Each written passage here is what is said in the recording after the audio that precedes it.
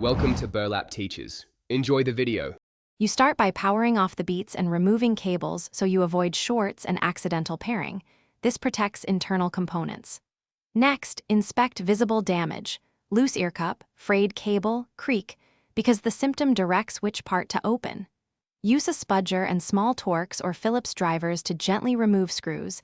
Take photos as you go so reassembly is straightforward. Once done, lay out screws on a tray labeled by location so you can track them during the repair. You pry off the ear cup cushion at the clips, pressing at one clip then the next to avoid tearing.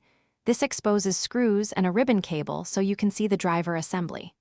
Once the ear cup is open, disconnect the battery and any ribbon cables to prevent power from flowing. Safety first. Use a multimeter to check continuity on the speaker leads and voltage on the battery. This tells you whether to replace a driver, cable, battery, or the Bluetooth board. Make sure to mark faulty parts. You install the replacement component, aligning ribbons and connectors precisely so contacts seat correctly. Then tighten screws snugly, but avoid over-torquing which can crack plastic. After reassembly, charge the battery fully and pair the headphones to verify microphone, controls, noise cancellation, and left/right balance. If something still fails, try a firmware reset or reflow connectors with gentle pressure. If intermittent audio or no power continues, that usually indicates.